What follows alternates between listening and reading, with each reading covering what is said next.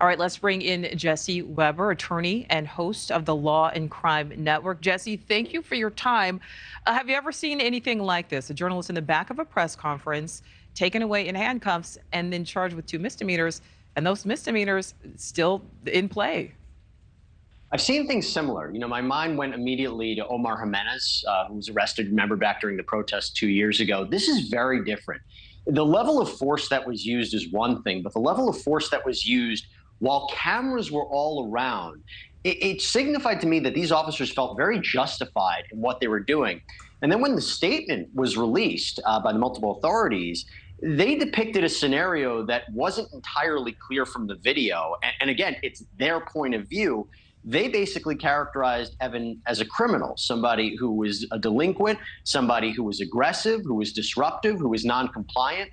And look, I think it's a disturbing account. And I have to tell you, I've never seen it quite unfold like this in real time, especially when you have multiple people around. But just to add to something, I would be surprised if these charges aren't dropped. I think there's a lot of considerations and factors why they would be. Having said that, what's been alleged right now, prosecutors have enough to move forward, at least at this point in the case. Yeah, so based on those allegations, Jesse, and as you said, I mean, the statement from authorities, they seem to be doubling down that Evan was aggressive, that he was not following directions. Is there anything you see in the video that supports that? And if not, what could happen to these deputies, to these law enforcement officials making those allegations? Well, look, I think there are parts in that video where you see Evan becoming quite vocal, let's say that. And then there's a point which it's unfortunate that it's covered when they go through those double doors right before they take him to the ground. And it's not entirely clear what was said or what happened, why they felt justified to take him to the ground. There's one thing to put handcuffs in him, but to grab him and throw him to the ground, that's not entirely clear. Look, I will say this, police are in a tough position with this because you don't want to second guess them in these kinds of scenarios. Generally speaking, with disorderly conduct charges and criminal trespass, officers are given a lot of latitude, particularly if you look at the Ohio statute here. There's a broad ground of behavior that falls under that. It could be anything from creating unreasonable noise to creating a situation where violence could result.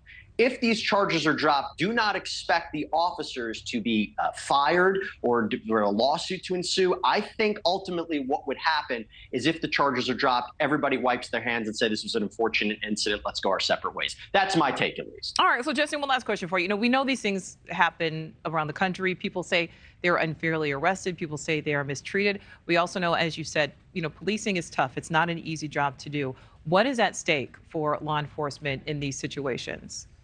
Transparency. I mean, it's a great thing that the cameras were there because we're seeing it for our own eyes. And I think also, look, what Evan is accused of doing is very serious. And so how this case plays out, I think, is an important example of there is an important First Amendment right, but it's not an absolute right. And no one is above the law. There are ways in which you can report, but you also have to be compliant with officers. And even if you have a public space, law enforcement can come in and say there's certain rules to be put in place in that public space. So it's a complicated situation. It's hard to tell who's right or who's wrong. But remember, there are two sides to this story. And so far, we've heard only one.